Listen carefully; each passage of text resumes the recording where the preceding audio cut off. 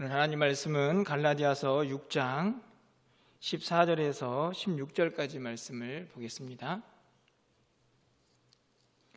신약성경 310쪽에 있습니다. 갈라디아서 6장 14절에서 16절까지 한 절씩 교독하고 16절은 함께 읽겠습니다. 그러나 내게는 우리 주 예수 그리스도의 십자가 외에 결코 자랑할 것이 없으니 그리스도로 말미암아 세상이 나를 대하여 십자가에 못 박히고 내가 또한 세상을 대하여 그러하니라.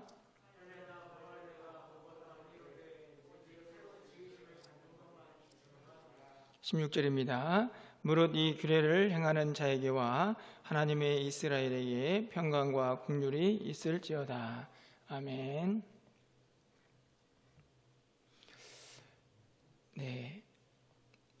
성탄이 얼마 남지 않았는데 이런저런 준비를 하는 중에 외부에 현수막을 좀 하나 걸어야겠다라는 생각이 들어서 우리 교육자들하고 현수막을 준비하다가 어떤 문구를 현수막에 싣는 게 좋을까 하는 그런 고민을 하게 되었습니다. 성탄절이 되면 이런저런 문구들을 내걸게 되는데 최근에 이런저런 상황들을 보면서 저희가 선택한 문구는 하늘엔 영광, 땅에는 평화라는 그런 문구를 선택해서 현수막을 지금 제작을 하고 있습니다. 땅에는 평화라는 이 문구를 생각을 해보니까 정말 이 시대에 우리에게 정말 필요한 것이 이런 평화가 아닌가 하는 생각을 가져보게 됩니다. 코로나로 우리 일상이 다 무너져 가고 또 삶에서 이런저런 불의와 또 악을 보면서 우리의 마음이 불안과 또 염려 속에 또 불평 속에 또 갈등 속에 그렇게 포함되어 가는 것을 종종 보기 때문입니다. 이런 세상을 살아가면서 참된 평안을 얻기가 참 어렵다 이런 생각을 하게 되는데요. 그런데 우리가 정말 이 땅을 살아가는 동안에 평안을 잃어버리는 궁극적인 이유가 단순히 외부의 환경 때문일까 이런 생각을 해보게 됩니다. 다시 말하면 코로나, 세상이 많이 범죄하고 또 악해서 그런 외부적인 요소 때문에 우리가 평안을 잃어버리고 불안해하는가 하는 생각을 해보게 되는데요. 물론 그것도 굉장히 중요한 이유가 되겠지만 저는 개인적으로 또 다른 이유가 하나가 있다고 생각이 드는데요. 그것은 다른 것이 아니고 우리가 삶의 기준이 희미해져 갈 때, 우리가 세운 규칙들이 무너져 갈 때, 그것이 상실되어 갈 때 우리는 또한 불안하고 또 염려 속에 빠져들지 않나 하는 생각을 가져보게 됩니다. 확실한 기준이 있다 하는 것은 굉장히 행복한 일입니다. 왜냐하면 그 기준이 우리에게 신념을 주고 우리가 가야 할 방향 또 목적 그것을 좀 더 분명하게 붙잡고 나아갈 수 있는 힘이 되기 때문이죠. 안타깝게도 이 시대는 정말 그 기준이 있나 하는 생각들을 하게 되는 것입니다. 사회도 마찬가지고 각 개인도 마찬가지고 특별히 교회도 정말 기준이 있나 하는 생각이 들 만큼 이런저런 안타까운 모습들을 최근에 보면서 살아가게 됩니다. 여러분은 어떠신가요? 여러분이 불안해하고 또 염려하는 많은 이유들 중에 그 많은 부분을 무엇이 차지하는가 하는 생각을 좀 이 밤중에 함께 좀 해보았으면 좋겠습니다. 그렇다고 하면 우리를 불안해하게 하는 이 세상 속에서 우리는 어디에서 기준과 원칙을 찾을 수 있을까 이런 생각을 하게 되는데요. 제가 언젠가도 여러분에게 소개를 했지만 우리가 보통 성경을 이런저런 단어를 사용해서 이야기를 하는데 그 중에 하나가 캐논이라는 단어입니다. 정경이라고 보통 번역을 하는데요. 이 캐논이라는 단어는 재는 막대, 다시 말하면 잣대, 기준, 척도 이런 의미를 가지고 있습니다. 성경을 캐논이라고 했던 아주 중요한 이유 중에 하나는 이 정경 66권을 딱 만들어 놓고 그 외에 다른 이런저런 말씀들은 외경이고 또 하나님 말씀이 아니다라고 구분을 짓기 위해서 그렇게 캐논, 잣대 기준을 삼아 놓은 것이죠. 그런데 단순하게 성경을 정경과 외경 이렇게 구분하기 위해서 캐논이라는 단어만 사용되는 것은 아니고, 실제적으로 하나님의 말씀은 우리의 삶의 기준과 분명한 잣대가 되기 때문에 이 용어가 아주 적절하다라는 생각을 하게 됩니다. 오늘 본문에서도 이 단어가 등장을 합니다. 오늘 본문에 있는 내용을 간단히 좀 설명해 보면, 그 당시 초대교회 성도들 중에는 유대교에서 개종을 한 그리스도인들이 많이 있었습니다. 그들에게 삶의 기준이 있었죠. 여러 가지 것들이 있었지만 그 중에 하나가 바로 할례였습니다. 쉽게 말하면 할례를 받은 사람은 하나님의 사람이고 하나님의 백성이고, 그렇지 않은 자는 하나님의 백성이 아니다라는 구약의 분명한 기준, 그것이 그들의 삶에도 여전히 함께하고 있었던 것이죠. 그런 할례를 붙잡고 그것을 삶의 기준으로 삼는 사람들에게 이 복음이 들어갈 자리가 그렇게 넉넉하지는 않았던 것 같습니다. 그래서 이 초대교회 성도들 중에 유대교에서 개종한 성도들과 또 헬라파에서 개종한 그리스도인들이 종종 갈등을 빚게 되기도 합니다. 평안이 찾아올 수가 없었을 것입니다. 오늘 그들에게 바울은 아주 중요한 삶의 기준을 제시하죠. 오늘 16절 말씀을 좀 가서 보시면 상반절에 무릇 이 규례를 행하는 자에게와 라고 기록을 합니다. 여기서 규례라는 단어가 등장을 하는데, 이 단어가 헬라어의 카논이라고 해서 제가 앞에서 설명한 캐논이라는 단어와 같은 단어입니다. 다시 말하면 규례라는 말은 삶의 규칙, 규범, 표준 라는 말과 동일한 것이지요. 바울이 이 규례를 행하는 자, 다시 말하면 이 기준을 가지고 살아가는 사람들에 대한 이야기를 하고 있는 것입니다.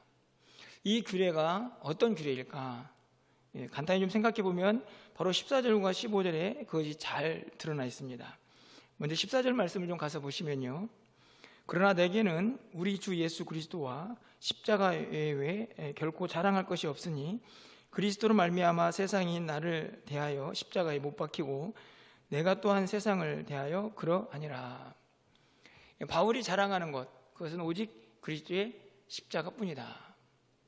그리고 그 십자가를 붙잡고 살아가는 그 바울에게 다른 모든 것들이 다, 세상에 있는 모든 것들이 원수가 되는, 그래서 세상의 기준과는 다른 기준을 붙잡고 있다는 것을 분명히 설명을 하죠. 15절 말씀을 가서 보시면 할례나 무할례가 아무것도 아니로되 오직 새로 지음받은 것만이 중요하니라. 여기서 좀 더 분명하게 설명을 합니다. 제가 아까 말씀을 드렸듯이 할례, 무할례는 어떤 이들의 또 다른 삶의 기준이었습니다.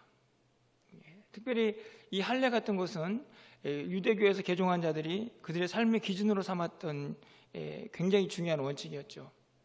하지만 바울은 분명히 이야기합니다.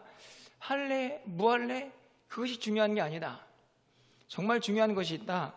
새로 지음받은 것이다. 이게 무슨 말입니까? 바로 우리가 알고 있는 것처럼 예수 그리스도 그의 십자가와 복음을 통해서 새로운 피조물이 되는 것, 그것이 정말 중요한 일이다. 할례, 무할례 그것이 중요한 것이 아니다 라고 말합니다. 사실은 이 말은 다른 말로 하면 너희들에게 내가 새로운 기준을 좀 제시하겠다. 그래서 바로 이어지는 말씀에서 16절에서 무릇 이 규례를 행하는 자가 되는 것입니다. 이 규례가 뭐냐면 바로 14절과 15절에서 설명한 그 규례죠. 다시 말하면 예수 그리스도의 십자가, 그 복음, 그리고 새롭게 그리스도 안에서 피조물로 다시 만들어진 그 인생, 그 인생이 바로 행하는 모든 기준들을 제시하고 있는 것입니다. 구약의 율법, 할례 이런 기준이 아니고 이제는 그리스도 안에서 새로운 피조물이 되었기 때문에 그 새로운 피조물에 합당한 규례, 삶의 규칙과 원칙을 가지고 살아가라고 바울이 지금 권면하고 있는 것이죠. 그것은 세상에서 제시하고 세상에서 말하는 기준과는 완전히 다른 것입니다. 그 기준, 그것을 붙잡을 때에 무엇이 임할 것인가 하는 것을 오늘 이 16절에서 바울이 기도하고 있는 것을 봅니다. 16절 말씀을 좀 가서 보시면요, 우리 16절 말씀은 좀 함께 읽어보도록 하겠습니다. 16절입니다. 무릇 이 규례를 행하는 자에게와 하나님의 이스라엘에게 평강과 국률이 있을지어다.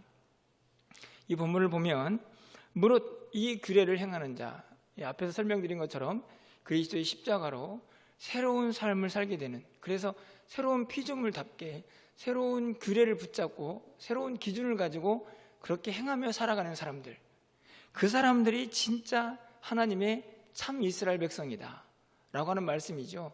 그들에게 무엇이 임하기를 기도하고 있습니까? 평강과 국률입니다.